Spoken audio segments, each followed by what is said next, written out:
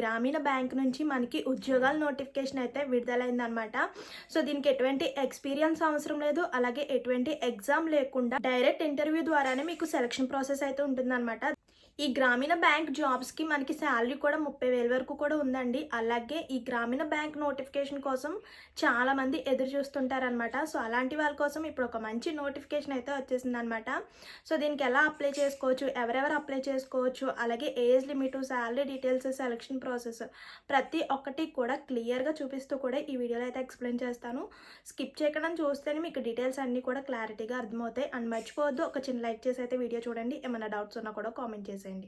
రాష్ట్రంలో ప్రభుత్వ బ్యాంక్ ఉద్యోగాల కోసం ఎదురు చూస్తున్న వాళ్ళకి ఒక మంచి శుభవార్త అని అనుకోవచ్చండి. Union Bank of India sponsor నుంచి చేసిన ఆంధ్రప్రదేశ్ గ్రామీణ బ్యాంక్ నుంచి ఒక మంచి నోటిఫికేషన్ అయితే విడుదలైందనమాట. ముందుగా ఈ నోటిఫికేషన్ యొక్క ఫుల్ డీటెయిల్స్ అయితే చూద్దామండి. సో ఈ గ్రామీణ బ్యాంక్ ఉద్యోగాలకి మనకి ఎటువంటి ఎడ్యుకేషన్ ఉండాలి, education qualification, first of all education qualification చూసుకుంటే ఎవరైతే దీనికి అప్లై చేసుకోవాలనుకుంటున్నారో వారు డిగ్రీ కంప్లీట్ చేసి ఉండాలి. ప్లస్ అలాగే తెలుగు భాష ఖచ్చితంగా వచ్చి ఉండాలండి, తెలుగు లాంగ్వేజ్ వచ్చి ఉండాలి. అలాగే కంప్యూటర్ నాలెడ్జ్ అంటే MS Word, Excel, PowerPoint ఇలాంటివన్నీ కూడా తెలిసి ఉండాలంట. అంటే దీనిపై ఎక్స్పీరియన్స్ అయితే ఉండాలండి, కంప్యూటర్ నాలెడ్జ్ కూడా ఉండాలి. సో ఇంకా ఫైనల్గా చూసుకుంటే ఎడ్యుకేషన్ క్వాలిఫికేషన్ ఎనీ డిగ్రీ చదివిన ప్రతి ఒక్కరు అప్లై చేసుకోవచ్చు. దాంతోపాటు మనకి కంప్యూటర్ బేసిక్స్ నాలెడ్జ్ కూడా ఉండాలన్నమాట, కంప్యూటర్ ఎక్స్పీరియన్స్ ఉండాలి. ఇంకా నెక్స్ట్ ఏజ్ లిమిట్ చూసుకుంటే 35 నుంచి 63 ఇయర్స్ వరకు ఉన్న ప్రతి ఒక్కరు కూడా అప్లై చేసుకోవచ్చు అనమాట. ఇందులో మనకి 2 రకాల పోస్టులు అయితే ఉన్నాయన్నమాట. ఫైనాన్షియల్ లిటరసీ కౌన్సిలర్, అలాగే సెకండ్ పోస్ట్ వచ్చేసరికి సీనియర్ ఎఫ్ఎల్సీ అనమాట. ఇంకా చూసుకుంటే ఈ పోస్టుల యొక్క శాలరీ చూసుకుంటే ఫస్ట్ పోస్ట్ యొక్క శాలరీ చూసుకుంటే 23,500 అండి. నెక్స్ట్ సెకండ్ పోస్ట్ యొక్క శాలరీ వచ్చేసరికి 30,000 అనమాట ఫర్ మంత్లీ. సో శాలరీతో పాటు మనకి ఎక్స్ట్రా బెనిఫిట్స్ కూడా ఉంటాయి అనమాట. హెచ్ఆర్ఏ అంటే రూమ్ రెంట్, అలాగే మొబైల్ బిల్లు, సో ఇలాంటివి కూడా ఉంటాయన్నమాట. ఎక్స్ట్రా బెనిఫిట్స్ అంటే శాలరీతో పాటు ఉంటాయన్నమాట. ఇంకా సెలక్షన్ ప్రాసెస్, ఫైనల్గా సెలక్షన్ ప్రాసెస్ చూసుకుంటే సో మీ యొక్క ఎడ్యుకేషన్ బట్టి అలాగే కంప్యూటర్ బేసిక్ బట్టి మీకు ఇంటర్వ్యూ అయితే జరుగుతుందన్నమాట. సో ఆ ఇంటర్వ్యూ కూడా మీరు అప్లై చేసిన తర్వాత అందులో షార్ట్ లిస్ట్ చేస్తారనమాట. సో సెలెక్ట్ అయిన వాళ్ళు సో ఇంటర్వ్యూకి అయితే పిలుస్తారనమాట. అది కూడా గుంటూరులోని ప్రధాన కార్యాలయంలో ఇంటర్వ్యూకి అయితే పిలుస్తారనమాట. సో ఇంటర్వ్యూ ద్వారా మీ సెలెక్షన్ అయితే ఉంటుంది.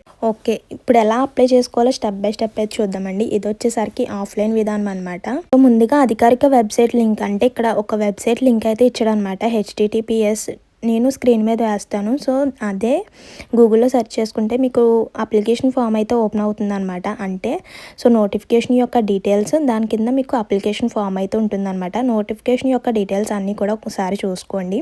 సో అప్లికేషన్ డౌన్లోడ్ చేసుకొని మీ యొక్క డీటెయిల్స్, మీ యొక్క పర్సనల్ డీటెయిల్స్ అన్నిటిని కూడా ఫిల్అప్ చేసి దాంతోపాటు మీ యొక్క ఎడ్యుకేషన్ సర్టిఫికేట్, అలాగే ఏమన్నా ఎక్స్పీరియన్స్ ఉంటే, అలాగే కంప్యూటర్ సంబంధించిన సర్టిఫికేట్, పాస్పోర్ట్ సైజ్ ఫొటోస్ ఇవన్నీ కూడా అటాచ్ చేసి ఇక్కడ ఒక అడ్రస్ అయితే ఇచ్చాడనమాట. సో దానికి పంపించేయాలి. అది కూడా లాస్ట్ డేట్ 28 నవంబర్, అంటే ఈ మంత్ లాస్ట్ వరకు కూడా టైం ఉంది. బట్ లాస్ట్ టైం వరకు వెయిట్ చేయకుండా వెంటనే కూడా మీ యొక్క అప్లికేషన్, మీ యొక్క రెజ్యూమ్ అన్నది పంపించేయండి.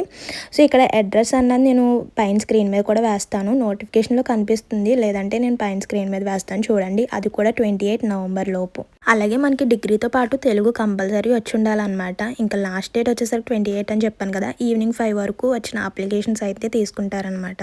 దీనికి అప్లై చేసుకోవడానికి మనకి 1000 రూపీస్ అప్లికేషన్ ఫీ అయితే ఇచ్చాడనమాట. అది వచ్చేసరికి మనకి డిమాండ్ డ్రాఫ్ట్ ఉంటుంది కదా, సో దాని రూపంలో చెల్లించాలన్నమాట. గ్రామీణ ఉద్యోగాల కోసం చాలామంది ఎదురు చూస్తుంటారండి. సో అలాంటి వాళ్ళ కోసం ఇది ఒక మంచి అవకాశం అనే చెప్పుకోవచ్చు. కాబట్టి అర్హత ఉన్న ప్రతి ఒక్కరు కూడా అప్లై చేసుకోండి. అది కూడా నవంబర్ 28 లోపల మీ యొక్క అప్లికేషన్ పంపిస్తే సరిపోతుంది అనమాట. నెక్స్ట్ ఇంటర్వ్యూ అన్నది మీకు ఇన్ఫామ్ చేస్తారు. మరి లాస్ట్ డేట్ వరకు వెయిట్ చేయకుండా వెంటనే కూడా మీ యొక్క అప్లికేషన్ అన్నది పంపేయండి. ఇదండి ఈరోజు ఇన్ఫర్మేషన్ అయితే. మరో మంచి ఇన్ఫర్మేషన్తో మళ్ళీ కలుద్దాం. మర్చిపోవద్దు, వెళ్ళే ముందు ఒక చిన్న లైక్ చేసి అయితే వెళ్ళండి.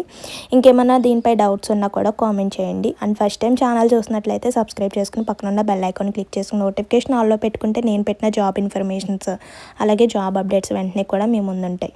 ఇదండి ఈరోజు ఇన్ఫర్మేషన్. మరో మంచి ఇన్ఫర్మేషన్తో మళ్ళీ కలుద్దాం. See you to next video. Thank you for watching. Please do like, share and subscribe. Bye by.